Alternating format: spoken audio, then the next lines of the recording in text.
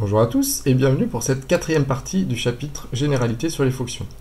Donc dans cette partie, on va s'intéresser au calcul d'antécédents lorsqu'on connaît la formule, la fonction. Alors d'abord un petit rappel sur les images, ça vous ne l'écrivez pas, c'est juste pour faire le rappel pour introduire ce qui va suivre. Si je prends la fonction f de x égale moins x au carré plus 4, et si je vous demande de calculer l'image de 6, ça vous savez bien faire maintenant, il suffit de remplacer x par 6. Ça fait f de 6 égale moins 6 au carré plus 4. On calcule ce résultat, et le résultat, ce sera l'image de 6. Donc, faisons-le rapidement, faites attention quand vous calculez ça, le moins n'est pas au carré, il n'y a que le x qui est au carré. Et là, comme on calcule f de 6, il n'y a que le 6 qui est au carré, donc ça ne fait pas 36, ça fait moins 36. Donc moins 36 plus 4, qui fait moins 32. Donc on dit que l'image de 6, c'est moins 32, ou on dit aussi qu'un antécédent de moins 32, c'est 6. Donc là, on va s'intéresser aux antécédents. Si je vous avais demandé de trouver les antécédents de moins 32, il faut trouver les nombres de départ, les nombres de x, dont l'image vaut moins 32. C'est-à-dire, il faut trouver pour quelle valeur de x, f de x vaut moins 32. En fait, ça revient à résoudre une équation. Donc on va écrire ça en remarque, voilà, ça vous l'écrivez, c'est important. Pour trouver les antécédents d'un nombre k, il faut résoudre l'équation f de x égale k. C'est ce qu'on va faire sur un exemple tout de suite en reprenant la même fonction.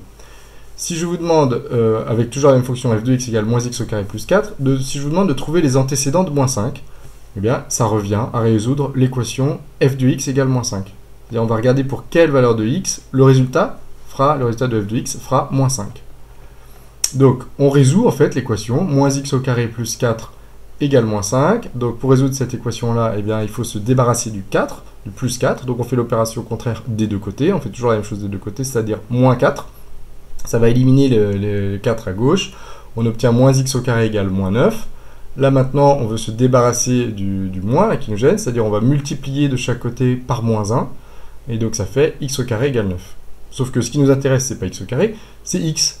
Alors quels sont les nombres x dont le carré vaut 9? Eh bien, il n'y en a pas qu'un, parce que souvent vous écrivez que ça fait que 3. Non, il y en a deux. Il y a x égale 3 ou x égale moins 3.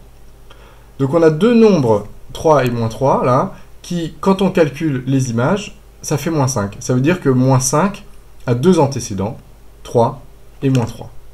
Voilà. Donc il pourrait y en avoir 0, il pourrait y en avoir 1. Là, il y en a deux. Deux antécédents. Donc retenez bien, pour trouver les antécédents, on résout une équation. Voilà, une petite remarque.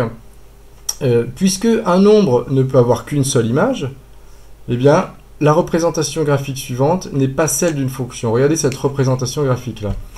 Si je regarde l'image de A, eh bien, j'obtiens 3 points là, quand je vais verticalement. Donc, elle est où l'image de A? Elle est là, ou elle est là?